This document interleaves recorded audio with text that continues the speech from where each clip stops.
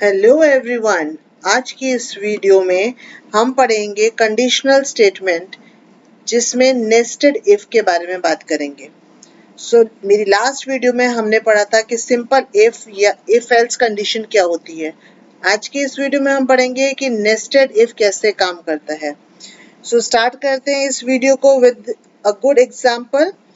सबसे पहले हम चेक करेंगे you will ask user to enter a number और उस नंबर को चेक करेंगे कि क्या वो नंबर नेगेटिव है या पॉजिटिव है या जीरो है। उसके लिए सबसे पहले मुझे हेडर फाइल को इंक्लूड करना होगा। आईओस्ट्रीम ये कंपलसरी है, हमें अभी आपको पता चल चुका होगा, बगैर इसके आपका कोई भी कोड काम नहीं करेगा। Using name space std and then int main, ये मेरा मेन फंक्शन है। सारा काम ब्लॉक के अंदर होता है, मीन्स कर्ली ब्रैकेट के अंदर होता है। तो यहाँ पर मैंने ले लिया इंट ए, एक वेरिएबल इनिशियलाइज कर दिया बिकॉज मुझे यूजर से एक नंबर एंटर कराना है, तो एक वेरिएबल ले लिया। इंट मतलब नंबर स्टोर करने वाली हूँ मैं इसके अंदर।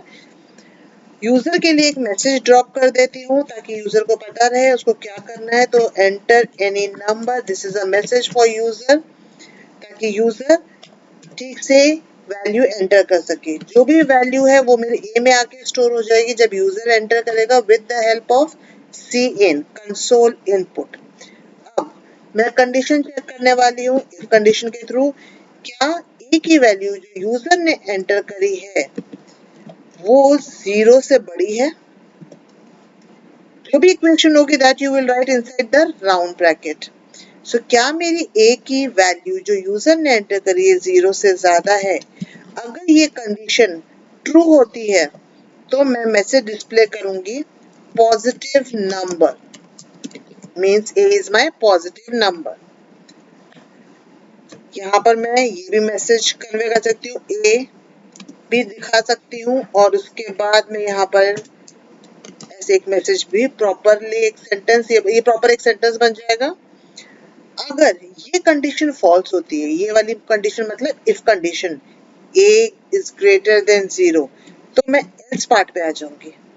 else if a is less than zero, अगर मेरी ये कंडीशन ट्रू होती है तो मैं डिस्प्ले करूंगी यहाँ पर कि a क्या है मेरा, a बड़ा है जीरो से तो पॉजिटिव है, a जीरो से छोटा है तो ये मेरा क्या हो गया, is a negative नंबर।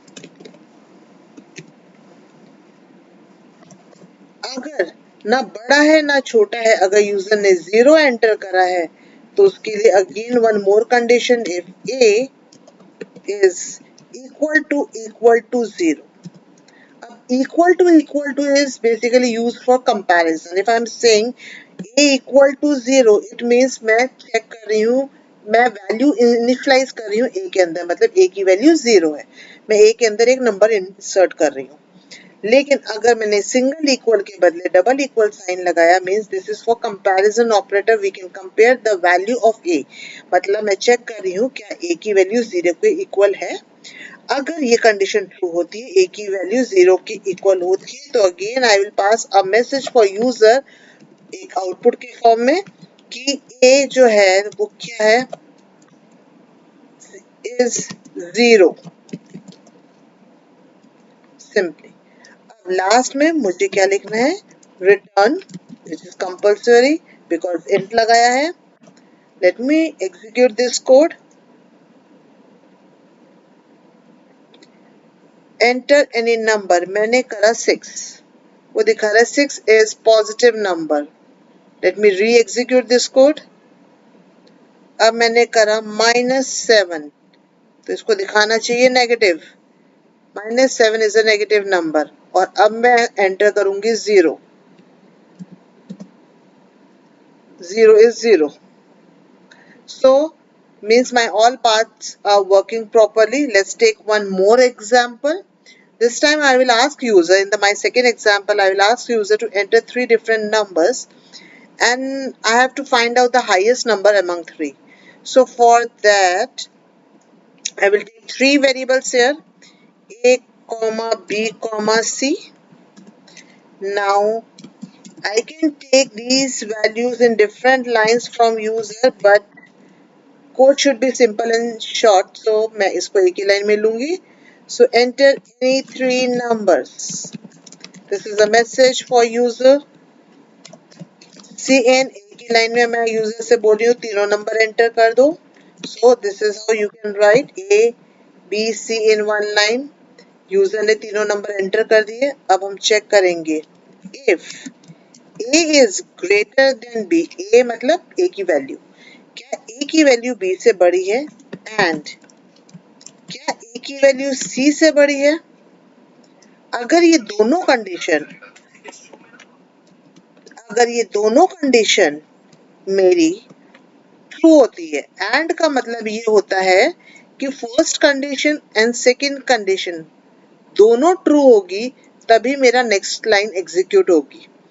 अगर दोनों में से कोई भी एक सही है और एक गलत है, ये दोनों गलत है, तो next part will not execute.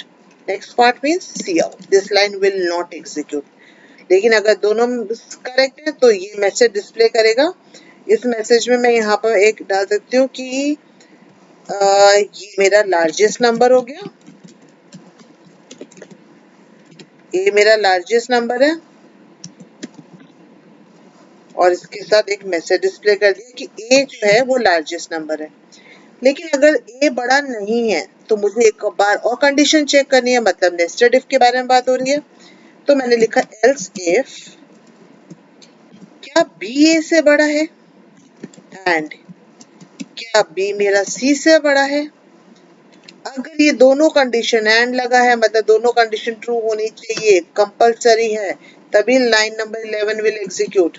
But अगर दोनों में से एक भी फॉल्स है तो नेक्स्ट स्टेटमेंट पे आ जाएंगे लाइन नंबर 12 में, जहां पर मैं एक और कंडीशन चेक करूंगी. तो अगर ये कंडीशन ट्रू है तो मैं यहाँ पर मैसेज लिखूंगी लार्जेस्ट नंबर इज बी. और अगर दोनों में से कोई भी एक फॉल्स है या दोनों फॉल्स है तो फिर एक बार और कंडीशन चेक करेंगे. अब सी को कंपेयर करेंगे दोनों से. अगर सी ए से भी बड़ा है और सी मेरा बी से भी बड़ा है, याद रखिएगा होल ब्रैकेट में आना चाहिए. दो इक्वेशंस चेक कर रही हूं मैं, तो मैसेज आ जाएगा कि लार्जेस्ट नंबर मेरे पास क्या है, सी हो गया. तो मैंने लिखा यहाँ पर लार्जेस्ट नंबर जो है अब वो मेरे पास सी है. Let me execute this code. यहाँ पर नंबर एंटर करने 3, सो 65, उसके बाद मैंने एंटर करा 34, then again press enter and 98. So largest number is 98. मेरा आंसर करेक्ट आ गया. Now one more thing, instead of this and I can write ampersand also. And का जो सिंबल होता है वो ampersand होता है, डबल ampersand. अगर आप ये लगाएंगे तो भी आपका कोड चलेगा. ये आपकी मर्जी, आप and यूज करते हैं या and सिंबल यूज करते हैं. Let me re-execute this code. अब मैंने लिखा 87, 45 and 78. Now it's showing कि largest number is 87. I hope आपको conditional statement में nested if समझ में आया होगा. If you have any queries related to this, please write in the comment box. See you in the next video. Till then, have a nice day and keep practicing. Goodbye.